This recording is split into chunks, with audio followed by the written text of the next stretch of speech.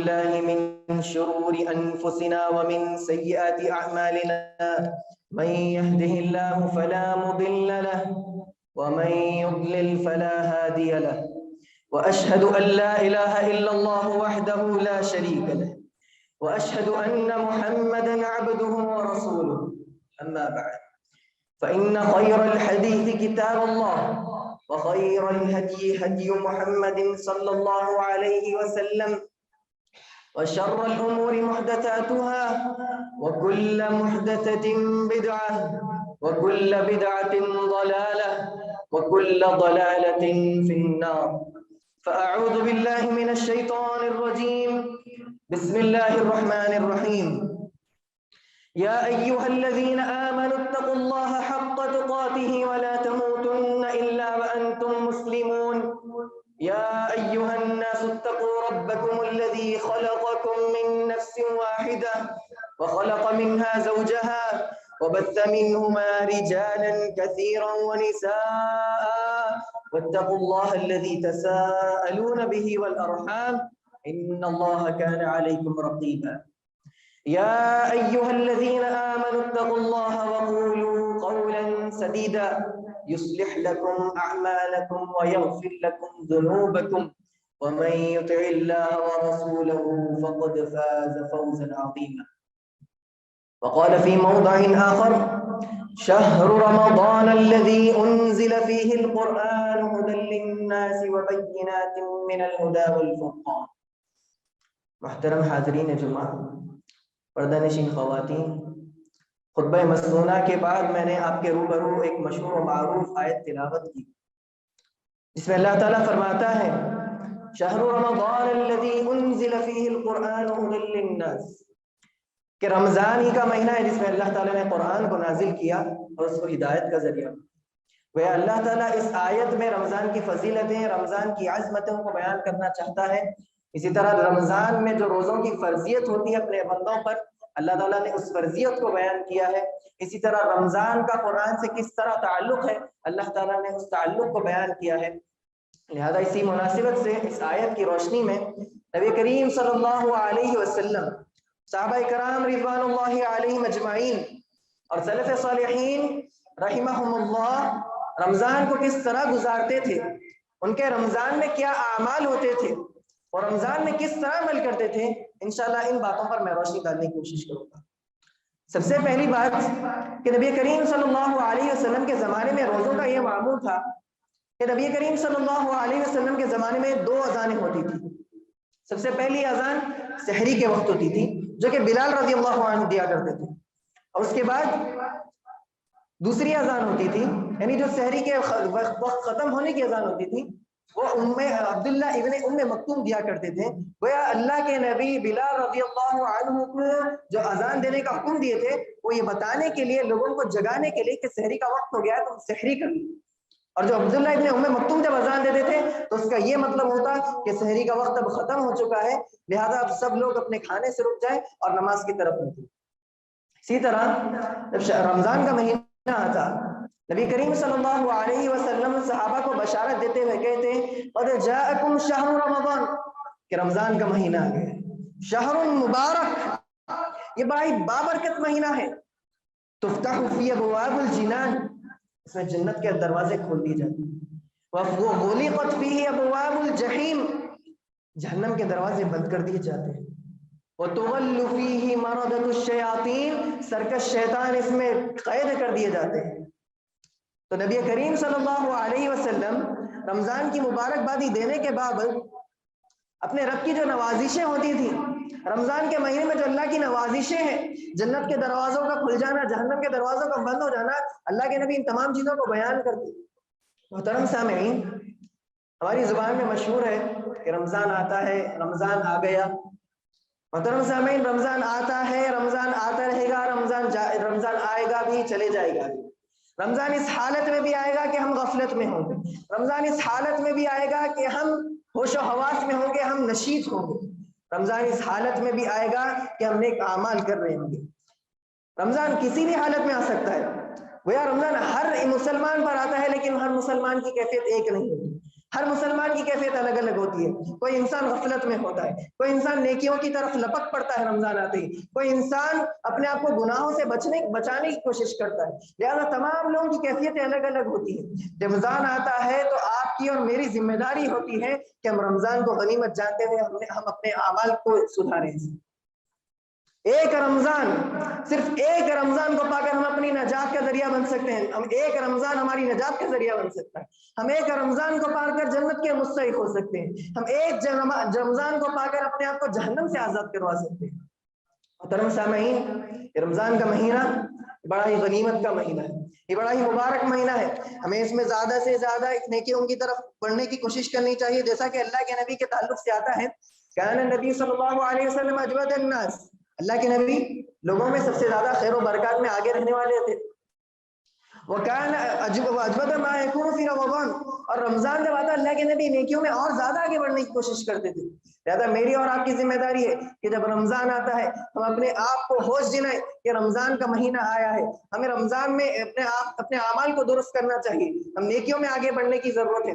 تو اس کے بعد جب افطار کا موقع ہوتا, اللہ کے نبی کے زمانے میں سحری کرتے, اور اللہ کے نبی کا یہ معمول ہوتا کہ جب سحری کرتے اللہ کے نبی تو اتنا تاخیر کرتے سحری میں کہ سحری کرتے ہی اللہ کے نبی نماز کے لیے نکل جاتے تھے. صحابی بیان کرتے ہیں کہ اللہ کے نبی جب سحری کرتے اور نماز کے لیے نکل جاتے, اس کے درمیان کا وقت بیان کرتے ہوئے کہتے ہیں کہ کوئی شخص 50 آیتیں جتنی دیر میں پڑھ سکتا ہے, اللہ کے نبی کے سحری اور نماز کے درمیان اتنے وقت کا وقفہ ہوتا تھا. کہ اللہ کے نبی سحری کرتے ہی نماز کے لیے نکل جاتے تھے. اللہ کے نبی فجر اتنی جلد پڑھ لیتے تھے, سحری ہوتے ہی فجر پڑھنے کی کوشش کرتے تھے. محترم سامعین, ہم رمضان کیسے گزاریں؟ اس میں ایک سب سے اہم مرحلہ سحری کا مرحلہ ہے. سحری ایک ایسی چیز ہے جس کے تعلق سے اللہ کے نبی نے فرمایا تسحروا فإن في السحور برکہ, کہ تم سحری کرو, سحری میں برکت ہے. آج ہمارا معاملہ کیا ہے, رات بھر جاگتے رہتے ہیں, 2 بجے تک 3 بجے تک جاگتے ہیں, اس کے بعد سیدھے فجر ہوتی ہے, یا تو فجر تک بھی سوتا رہتا ہے انسان, بن سحری کا روزہ بھی رکھ لیتے ہیں. بعض لوگوں کا تو یہ معاملہ ہے, بعض لوگ سحری ہی نہیں کرتے, بن سحری کا بھی روزہ رکھتے ہیں. یاد رکھیں میرے بھائی, یہ سحری بڑا ہی بابرکت عمل ہے. سحری کرنا, ایک کھجور ہی صحیح, کھجور پانی ہی صحیح, لیکن سحری ضرور کریں, سنت سمجھ کر سحری کریں, کیونکہ سحری میں برکت ہے. وہ ایک کھجور جو طاقت رکھتا ہے سحری کا, وہ سحری بغیر سحری کا انسان روزے میں اتنی طاقت نہیں رکھ سکتا جو بغیر سحری کے انسان روزہ رکھتا ہے. ایک سحری میں بہت ہی برکت ہے, لہذا سحری کرنے کی ضرورت ہے. اس کے بعد جب افطار کا موقع آتا ہے تو ہمارے پاس معاشرے میں مشہور ہے کہ افطاری میں کچھ تاخیر کرتے ہیں. بعض فرقوں کے تعلق سے آتا ہے احتیاط کے نام پر وہ افطاری میں تاخیر کرتے ہیں. حالانکہ اللہ کے نبی نے فرمایا میری امت اس وقت تک خیر پر رہے گی جب تک کہ وہ افطاری میں جلدی کریں گے اور سحری میں دیری کریں گے, یعنی سحری دیر تک کریں گے اور افطاری میں جتنی جلدی کریں گے. لہذا ضرورت اس بات کی ہے کہ افطاری اس وقت کر لی جائے جیسے ہی سورج ڈوبتا ہے افطاری کر لی جائے. یہ احتیاط کے نام پر 5 منٹ تاخیر کرنا, 10 منٹ تاخیر کرنا, 2 منٹ تاخیر کرنا ہے, بالکل باطل عمل ہے. اس کا کوئی اللہ کے نبی سے اس عمل کا کوئی تعلق نہیں. اسی طرح جو افطار میں روزہ کھولتے, جب ہم روزہ کھولتے ہیں کوشش کرنی چاہیے, بلکہ کرنا ضروری ہے کہ ہم روزہ کھجور سے کھولیں. اللہ کے نبی کی سنت ہے, اللہ کے نبی کھجور سے روزہ کھولا کرتے تھے. اللہ کے نبی کھجور سے روزہ کھولا کرتے تھے. کبھی رطب سے روزہ کھول لیا کرتے تھے. اگر کچی کھجوریں ہوتی تو کچی کھجوروں سے کھول لیا کرتے تھے. اگر پکی کھجوریں نہیں ہوتی کچی کھجوروں سے کرتے, لیکن روزہ کھجور سے کرتے تھے اللہ کے نبی. اسی طرح رمضان میں ایک اہم عبادت جو ہم کرتے ہیں وہ ہے تراویح, جس کو قیام اللیل بھی کہا جاتا ہے, جس کا اور ایک نام تہجد بھی ہے. میرے بھائیو یاد رکھیے کہ تہجد, تراویح, قیام اللیل یہ تینوں ایک ہی نماز کے نام ہے. آج ہمارے معاشرے میں جو قیام اللیل, تہجد, تراویح کو الگ الگ نام دیے جاتے ہیں, الگ الگ نمازوں کے نام کہا جاتا ہے کہ آخری رات میں پڑھنے والے کو تہجد اور نماز کے وقت پڑھتے ہیں تراویح اس کو کہتے ہیں. ایسا یہ غلط ہے. تمام یہ جو پورے تراویح, قیام اللیل, تہجد یہ تمام ایک ہی نماز کے نام. تو قیام اللیل کے تعلق سے حدیث آتی ہے من قام رمضان ایمانا واحتسابا غفر له ما تقدم من ذنبه, کہ جو رمضان میں قیام کرے، ایمان کے ساتھ قیام کرے، وہ ایمان رکھتا ہو اللہ پر، وہ اس بات پر ایمان رکھتا ہو کہ اللہ تعالیٰ اس کو ثواب دے گا، وہ احتساب کس بات کا رکھتا ہو کہ اللہ تعالیٰ اس کو ثواب دیتا ہو، اس نیت سے وہ قیام کرتا ہے، غفر لہ ما تقدم من ذنبہ، اس کے تمام پچھلے تمام گناہ معاف کر دی جاتے ہیں۔ لیکن اس سے مراد صغیرہ گناہ ہے، کبیرہ گناہ توبہ کے ساتھ ہی معاف ہے۔ اس شخص کے تمام صغیرہ گناہ معاف کر دیے جاتے ہیں جو قیام اللیل کی پابندی کرتا ہے۔ اور آج ہمارا کیا معاملہ ہے کہ 2 رکعت ہوتے ہیں، 2 رکعت ہوتے ہی لوگ چلے جاتے ہیں، 4 رکعت ہوتے ہی لوگ چلے جاتے ہیں، آخری تک امام کے ساتھ نہیں رہتے۔ حدیث میں آتا ہے کہ جو شخص امام کے ساتھ تراویح پڑھتا ہے اور جب امام لوٹتا ہے تو امام کے ساتھ لوٹتا ہے، تو جتنی دیر وہ قیام کیا ہے اس سے زائد پوری رات کا قیام اس کے لیے لکھ دیا جاتا ہے۔ حالانکہ اس نے پوری رات قیام نہیں کیا، وہ 3 گھنٹے، وہ 2 گھنٹے، 1.5 گھنٹہ، 1 گھنٹہ اس نے قیام کیا ہے، لیکن امام کے ساتھ لوٹنے کی وجہ سے اس کو فضیلت حاصل ہو رہی ہے کہ پورے رات کے قیام کا اس کا ثواب لکھ دیا جاتا ہے۔ اتنی بڑی فضیلت، اور آج ہم میں سے اکثر لوگ اس سے محروم رہ جاتے ہیں، 2 رکعت پڑھ کر چلے جا کر، 3 رکعت، 4 رکعت پڑھ کر چلے جا کر۔ اتنی بڑی فضیلت اللہ کے نبی نے فرمائی۔ اسی طرح قیام اللیل کے تعلق سے اللہ کے نبی کے زمانے میں جو معاملہ تھا، اللہ کے نبی کبھی گھر میں پڑھا کرتے تھے، اللہ کے نبی مسجد میں بھی پڑھا کرتے تھے، قیام اللیل صحابہ کو پڑھاتے تھے۔ اور جو مشہور احادیث آتی ہیں کہ اللہ کے نبی نے صحابہ کو 3 راتیں قیام اللیل پڑھائی، اللہ کے نبی نے 3 رات جماعت کے ساتھ قیام اللیل پڑھائی۔ پہلی رات اللہ کے نبی نے 1/3 نائٹ، یعنی 1/3 حصہ اللہ کے نبی نے نماز پڑھائی، اتنا لمبا قیام کیا۔ دوسرے دن اللہ کے نبی نے آدھی رات تک، یعنی مان لیجیے 12 یا 1 بجے تک اللہ کے نبی نے تراویح پڑھائی۔ اس کے بعد تیسرے دن اللہ کے نبی نے جب تراویح پڑھائی، صحابہ فرماتے ہیں کہ ہمیں ڈر ہونے لگا کہ سحری کا کہیں وقت نہ چلے جائے، اللہ کے نبی نے اتنا لمبا قیام کیا۔ چوتھے دن اللہ کے نبی باہر نہ نکلے تو صحابہ پریشان ہو گئے، تو اللہ کے نبی نے اس کی وضاحت کرتے ہوئے فرمایا کہ مجھے اس بات کا ڈر لاحق ہو گیا کہ اگر میں دوسرے دن بھی تراویح کے لیے نکل جاتا، قیام اللیل کے لیے اگر نکل جاتا، تو مجھے اس بات کا ڈر لاحق ہو گیا کہ اگر تم لوگوں کی، تم صحابہ کے پاس جو شوق ہے اس عمل کرنے کا، اگر تمہارے پاس تو اس بات کا شوق ہے، لیکن اگر میں چوتھے دن بھی نکل جاتا تو مجھے اس بات کا ڈر تھا کہ میری امت پر یہ بات فرض نہ ہو جائے، لوگ اس کو فرض نہ سمجھ لیں، میں اس ڈر سے چوتھے دن باہر نہیں نکلا۔ اور قیام اللیل کے تعلق سے اللہ کے نبی کے زمانے میں اتنا طویل قیام ہوتا کہ سلف صالحین نے بھی اللہ کے نبی کی اتباع کرتے ہوئے اتنا طویل قیام اللیل کیا کہ صاحب رحمہ اللہ فرماتے ہیں کہ عمر رضی اللہ عنہ کی خلافت کا دور ہے، عمر رضی اللہ عنہ کی خلافت کا دور ہے، ابی بن کعب اور تمیم داری یہ 2 صحابی قیام اللیل کی تراویح کی نماز پڑھاتے تھے۔ صاحب بن یزید فرماتے ہیں کہ اتنا طویل قیام ہوتا، ابی بن کعب اور تمیم داری رضی اللہ عنہ اتنا طویل قیام کرتے کہ ہمیں ڈر ہو جاتا کہ سحری کا وقت نہ نکل جائے، اتنا طویل قیام ہوتا کہ ہم تھک جاتے اور لاٹھی لے کر ہم نماز میں کھڑے ہو جاتے۔ اور آج ہمارا کیا معاملہ ہے، 1 گھنٹہ اگر تراویح چلتی ہے معمول سے، اگر کسی دن 10 منٹ زائد ہو جائے تو امام کے پیچھے امام کو بولتے ہیں کہ امام صاحب رکوع لمبا ہو گیا، امام صاحب قیام لمبا ہو گیا، امام صاحب آج اپنے سجدہ لمبا کر دیا، امام صاحب آج اپنے رکوع لمبا کر دیا۔ آج ہمارا یہ معاملہ ہے، آج ہم نے عبادتوں کی لذت ہم کھو بیٹھے، اس کی وجہ کیا ہے، گناہ۔ آج ہم گناہ اتنے کر رہے ہیں کہ ہمیں احساس باقی نہیں ہے، ہم عبادتوں کی لذت سے دور ہو گئے ہیں، عبادتوں کی لذت کو ہم نہیں پا سک رہے، نیکی کی توفیق سے دور ہو گئے۔ اس کی سب سے اہم وجہ یہ ہے کہ ہم دین میں شوق نہیں رکھتے، ہم گناہوں میں اتنے آگے بڑھ گئے، نیکی کی توفیق سے محروم ہو جا رہے ہیں۔ اگر قیام اللیل لمبا ہو جائے، کوئی نماز لمبی ہو جائے، تراویح لمبی ہو جائے تو ہم بے چین ہو جاتے ہیں، ہمیں رہا نہیں جاتا، ایسا من کرتا ہے کہ کب مسجد سے میں نکلوں اور کب اس میں گویا ہم سمجھتے ہیں کہ کسی قید خانے میں، بعض تو لوگ سمجھتے ہیں کہ میں کسی قید خانے میں ہوں، کب اس سے چھٹکارا ملے گا۔ اللہ اکبر، یہ معاملہ ہے ہمارا۔ اور صحابہ کا معاملہ دیکھیے، اتنا طویل قیام کہ لاٹھی لے کر کھڑے ہونا پڑتا تھا۔ صحابہ فرماتے ہیں کہ سحری کا وقت نہ فوت ہو جائے، ہمیں اس بات کا ڈر تھا، اللہ کے نبی نے اتنی طویل قیام کیا۔ اور آج ہمارا کیا معاملہ ہے، اور کرنے کی ضرورت ہے۔ قیام اللیل بہت بڑی فضیلت کا حامل ہے، یہ ایک ایسا عمل ہے کہ رمضان میں اس کی بہت بڑی فضیلت ہے۔ اسی طرح ایک عمل، جیسے میں نے شروع میں آیت تلاوت کی، شہر رمضان الذی انزل فیہ القرآن، رمضان کے مہینے میں قرآن نازل ہوئی۔ محترم سامعین، ایک بات یاد رکھیں، رمضان کے مہینے میں قرآن نازل ہوئی، یعنی شب قدر میں قرآن نازل ہوئی، تو اس کا قرآن کا رمضان سے جو خصوصیت ہے، قرآن کی رمضان سے جو خصوصیت ہے، بہت بڑی خصوصیت ہے۔ اس کو شہر القرآن بھی کہا جاتا ہے۔ سلف صالحین کی زندگیوں کو جب آپ پڑھیں گے، پہلے اللہ کے نبی کی زندگی کے تعلق سے پڑھتے ہیں، حدیث آتی ہے کہ جب رمضان آتا، اللہ کے نبی روزانہ رات میں جبریل علیہ السلام کو قرآن سناتے تھے اور قرآن رمضان میں مکمل کرتے تھے. گویا اللہ کے نبی اس حدیث میں فضیلت بتا رہے ہیں کہ رمضان کا جو قرآن سے تعلق ہے اپنے عمل کے ذریعے اپنے امت کو پیغام دے رہے ہیں کہ جب رمضان آتے تم قرآن کی تلاوت کی طرف لپک پڑو.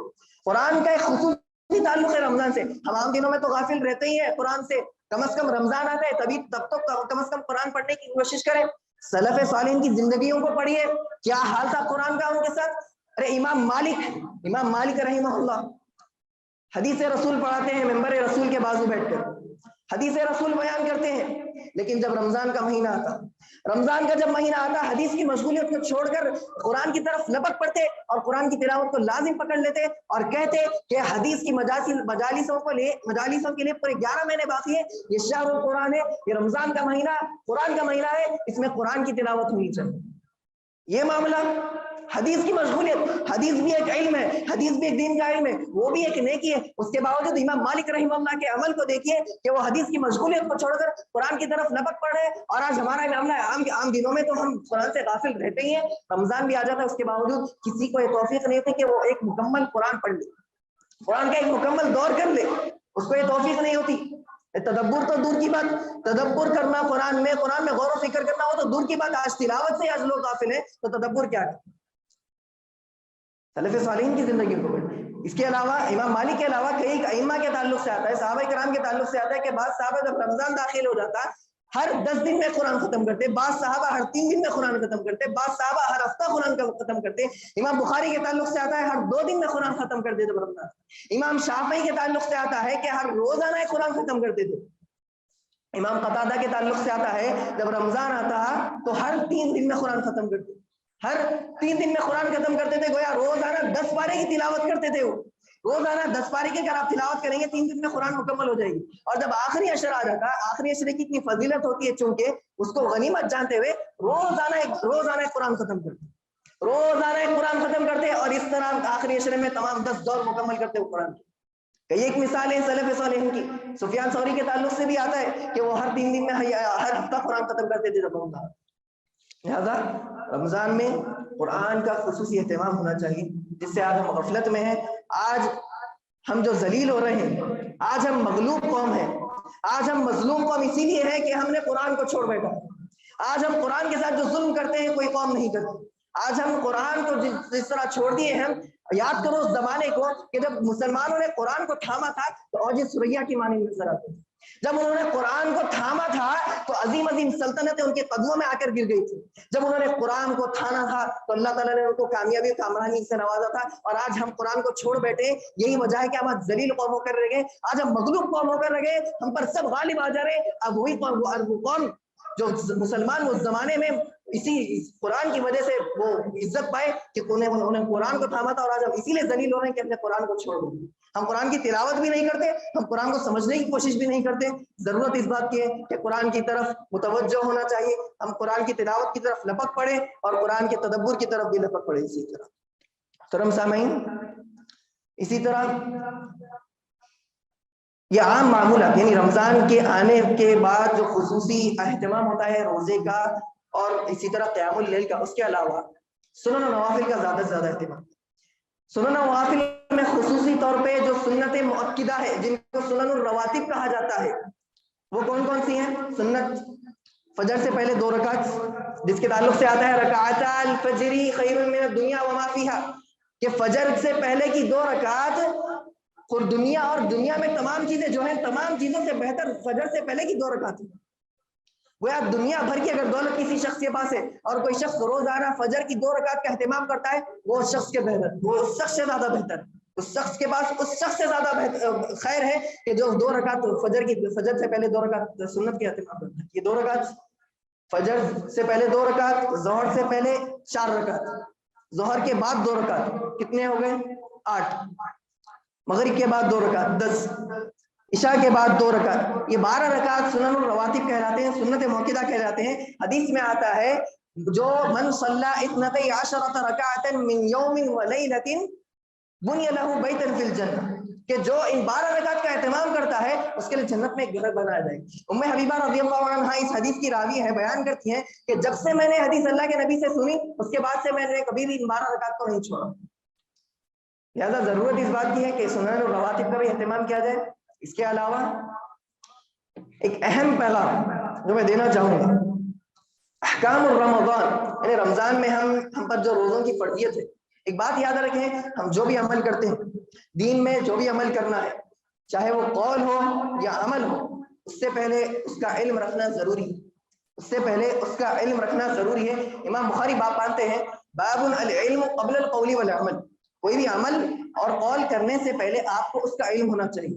اللہ کے نبی سے اللہ تعالیٰ نے فرماتے ہوئے کہا، فَعْلَمْ أَنَّهُ لَا إِلَهَ إِلَّا اللَّهُ، کہ آپ جان لیں انہ لا الہ الا اللہ، کہ وہ اللہ تعالیٰ اس کے سوا کوئی معبود نہیں۔ گویا اللہ تعالیٰ توحید جاننے سے پہلے اللہ کے نبی کو کہہ رہا ہے کہ آپ توحید کا علم حاصل کریں۔ تو امام بخاری اپنے باب میں آیت کو لا کر بتانا چاہتے ہیں کہ کوئی سا بھی ہم عمل کرتے ہیں، کوئی سا بھی قول ہوتا ہے، اس سے پہلے اس کا علم حاصل کرنا ضروری ہے۔ لہذا رمضان میں ہم پر جو فرضیت ہوتی ہے، مان لیجیے روزہ ہم پر فرض ہے، روزہ ہم پر واجب ہے، اس کے جو احکام ہے، روزہ کب باطل ہوتا ہے، کن چیزوں کی وجہ سے روزہ ساقط ہوتا ہے، جماع کرنے کی وجہ سے روزہ باطل ہو جاتا ہے، کچھ کھانے پینے کی وجہ سے حلق میں چلے جانے کی وجہ سے روزہ باطل ہو جاتا ہے، اگر غلطی سے کھا لے تو اس کا کوئی حرج نہیں، یہ سب احکام جاننا ضروری ہے۔ اگر آپ ایسے ہی دیکھ کر یاد رکھیں، ہم دیکھ کر عمل کرنے والے نہ بنیں، ہم دیکھ کر عمل کرنے والے نہیں ہیں، ہم علم حاصل کر عمل کرنے کی ضرورت ہے۔ جس طرح رمضان میں روزہ فرض ہوتا ہے، اس کے احکام جاننے کی ضرورت ہے، اسی طرح قیام اللیل میں صلاۃ التراویح کے تعلق سے جو احکام ہے اس کا علم حاصل کرنے کی ضرورت ہے۔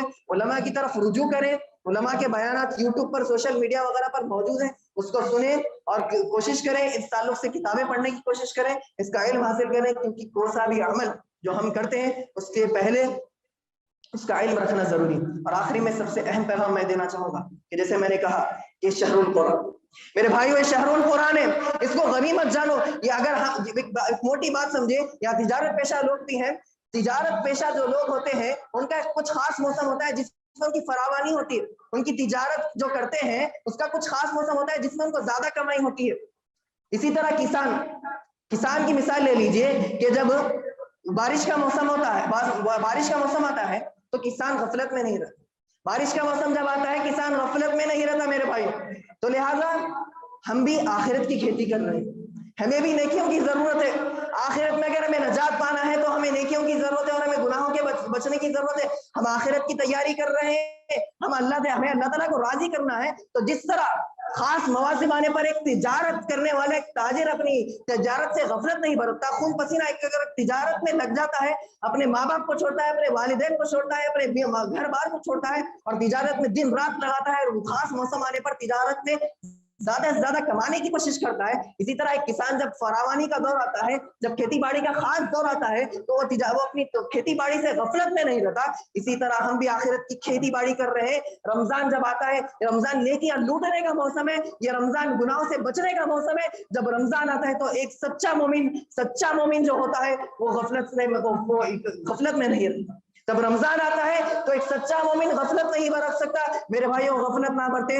جب اللہ کے نبی کے تعلق سے ایک حدیث آتی ہے کہ اللہ کے نبی منبر پر چڑھتے ہوئے 3 مرتبہ اللہ کے نبی نے آمین فرمایا، تو ہمیں اس وعید کو سمجھنا چاہیے کہ ایک فرشتہ جبریل علیہ السلام سب سے افضل جو ملائکہ میں سب سے افضل ہے، وہ بددعا کر رہے ہیں اور خاتم النبیین اس پر آمین کہہ رہے ہیں۔ جب صحابہ نے کہا کہ ہم نے آپ کو ایک ایسا عمل کرتے ہوئے دیکھا کہ اس سے پہلے ہم نے آپ کو کبھی نہیں دیکھا یہ عمل کرتے ہوئے کہ آپ منبر پر چڑھتے ہوئے آمین کہہ رہے ہیں، تو اللہ کے نبی نے فرمایا جبریل علیہ السلام آئے اور انہوں نے مجھے 3 باتوں کا تین لوگوں پر انہوں نے بددعا کی۔ اس میں ایک شخص وہ بھی تھا کہ جس نے رمضان کو پایا، اس کے باوجود اپنی مغفرت نہ فرمائی ہو، رغی منفو۔ جبریل علیہ السلام فرما رہے کہ جو شخص رمضان پائے اس کے باوجود اپنی مغفرت نہ فرما لے، اس کے باوجود اپنے آپ کو ہوش میں نہ رہے، اس کے باوجود اپنے اعمال کو درست نہ کرے، ایسا شخص ہلاک ہو، ایسا شخص برباد ہو۔ اللہ کے نبی اس کے بعد آمین فرماتے ہیں، خاتم النبی آمین فرمائے۔ سوچنے کی بات ہے کہ رحمت للعالمین ہے، رحمت للعالمین، اس کے باوجود آمین فرما رہے کہ ایسا شخص ہلاک ہو جائے، برباد ہو جائے۔ کہ ہمیں اس بات کا اس وعید کا اہتمام، اس وعید سے ڈرنے کی کوشش ہے کہ ہم اس وعید کی لپیٹ میں نہ جائیں، کہ اللہ کے نبی کہ ہم بھی ان لوگوں میں شامل ہو جائیں کہ جن کے لیے افضل الملائکہ نے بددعا کی اور خاتم النبیین نے جس پر آمین کہا۔ ہمیں اس بات سے غفلت میں نہیں رہنا چاہیے کہ ہم رمضان کو پائیں اس کے باوجود اپنی مغفرت نہ فرما لے۔ اللہ تعالیٰ سے دعا ہے کہ اللہ تعالیٰ ہمیں کہنے سننے سے زیادہ عمل کرنے کی توفیق عطا فرمائے۔ اللہ تعالیٰ سے دعا ہے کہ اللہ تعالیٰ ہمیں رمضان میں تمام عبادتوں کو اخلاص کے ساتھ اور ایمان کے ساتھ انجام دینے کی توفیق عطا فرمائے۔ اسی طرح محترم سامعین، آپ سے گزارش ہے کہ اس مسجد کے بانی ناصر صاحب جو ہیں ان کے لیے دعائیں کریں کہ اللہ تعالیٰ ان کے والدین کی مغفرت فرمائے، اللہ تعالیٰ ان سے اس مسجد کا کام قبول فرمائے، اللہ تعالیٰ ان کے لیے بھی مسجد جنت میں ایک گھر بنائے، کیونکہ جو اللہ تعالیٰ کے لیے اللہ تعالیٰ کا گھر بناتا ہے دنیا میں، اللہ تعالیٰ اس کے لیے جنت میں گھر بناتا ہے۔ اسی طرح ان کے اولاد کے لیے بھی دعائیں کریں کہ اللہ تعالیٰ ان کو دنیا اور آخرت میں کامیابی سے ہمکنار فرمائے۔ وآخر دعوانا ان الحمد للہ رب العالمین۔